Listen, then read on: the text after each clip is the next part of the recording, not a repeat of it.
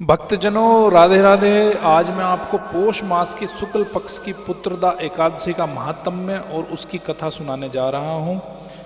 युधिष्ठिर बोले, श्री कृष्ण आपने शुभकारिणी सफला एकादशी का वर्णन किया, अब कृपा करके शुक्ल पक्ष की एकादशी का महत्व बतलाइए। उसका क्या नाम है, कौन सी विधि है तथा उसमें किस देवता का पूजन किया जाता है। भगवान श्री कृष्ण ने कहा, राजन पोष के शुक्ल पक्ष की जो एकादशी है उसे बतलाता हूँ, सुनो। महाराज, संसार के हित की इच्छा में इसका वर्णन करता हूँ। राजन, पूर्वोक्त विधि से ही यत्न पूर्वक इसका व्रत करना चाहिए। इसका नाम पुत्रदा है। यह सब पापों को हरने वाली उत्तम तिथि है। समस्त कामनाओं तथा सिद्धियों के दाता भगवान नारायण इस तिथि के अधि देवता हैं। चराचर प्राणियों सहित समस्त त्रिलोकी में इससे बढ़कर दूसरी कोई तिथि नहीं है। पूर्व काल की बात है, भद्रावतीपुरी में राजा सुकेतुमान राज्य करते थे। उनकी रानी का नाम चंपा था।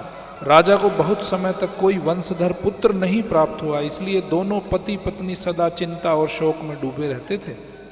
राजा के पितर उनके दिए हुए जल को शोकोच्छ्वास से गर्म करके पीते थे। राजा के बाद और कोई ऐसा नहीं दिखाई देता जो हम लोगों का तर्पण करेगा, यह सोच सोच कर पितर दुखी रहते थे। एक दिन राजा घोड़े पर सवार हो गहन वन में चले गए। पुरोहित आदि किसी को भी इस बात का पता न था। मृग और पक्षियों से सेवित उस सघन कानन में राजा भ्रमण करने लगे। मार्ग में कहीं शियार की बोली सुनाई पड़ती थी तो कहीं उल्लुओं की। जहाँ तहाँ रीछ और मृग दृष्टिगोचर हो रहे थे। इस प्रकार घूम घूम कर राजा वन की शोभा देख रहे थे। इतने में दोपहर हो गई। राजा को भूख और प्यास सताने लगी। वे जल की खोज में इधर उधर दौड़ने लगे। किसी पुण्य के प्रभाव से उन्हें एक उत्तम सरोवर दिखाई दिया, जिसके समीप मुनियों के बहुत से आश्रम थे। शोभाशाली नरेश ने उन आश्रमों की ओर देखा। उस समय शुभ की सूचना देने वाले शकुन होने लगे। राजा का दाहिना नेत्र और दाहिना हाथ फड़कने लगा, जो उत्तम फल की सूचना दे रहा था। सरोवर के तट पर बहुत से मुनि वेद पाठ कर रहे थे। उन्हें देखकर राजा को बड़ा हर्ष हुआ। वे घोड़े से उतरकर मुनियों के सामने खड़े हो गए और पृथक पृथक उन सब की वंदना करने लगे। वे मुनि उत्तम व्रत का पालन करने वाले थे।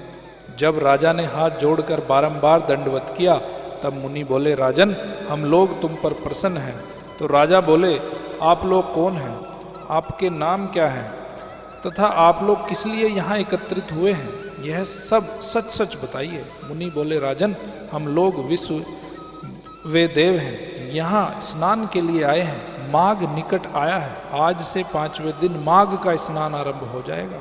आज ही पुत्रदा नाम की एकादशी है, जो व्रत करने वाले मनुष्यों को पुत्र देती है। राजा ने कहा, विश्व देवगण, यदि आप लोग प्रसन्न हैं तो मुझे पुत्र दीजिए। मुनि बोले, राजन आज ही के दिन पुत्रदा नाम की एकादशी है। इसका व्रत बहुत विख्यात है। तुम आज इस उत्तम व्रत का पालन करो। महाराज, भगवान केशव के प्रसाद से तुम्हें अवश्य पुत्र प्राप्त होगा। भगवान श्री कृष्ण कहते हैं, युधिष्ठिर इस प्रकार उन मुनियों के कहने से राजा ने उत्तम व्रत का पालन किया। महर्षियों के उपदेश के अनुसार विधि पूर्वक पुत्रदा एकादशी का अनुष्ठान किया। फिर द्वादशी को पारण करके मुनियों के चरणों में बारंबार मस्तक झुकाकर राजा अपने घर आए। तदंतर रानी ने गर्भ धारण किया। प्रसव काल आने पर पुण्यकर्मा राजा को तेजस्वी पुत्र प्राप्त हुआ, जिसने अपने गुणों से पिता को संतुष्ट कर दिया। वह प्रजाओं का पालक हुआ। इसलिए राजन, पुत्रदा का उत्तम व्रत अवश्य करना चाहिए। मैंने लोगों के हित के लिए तुम्हारे सामने इसका वर्णन किया है। जो मनुष्य एकाग्रचित्त होकर पुत्रदा का व्रत करते हैं, वे इस लोक में पुत्र पाकर मृत्यु के पश्चात स्वर्गगामी होते हैं। इस महात्म्य को पढ़ने और सुनने से अग्निष्टोम यज्ञ का फल मिलता है। जय हरि कृष्णा, राधे राधे।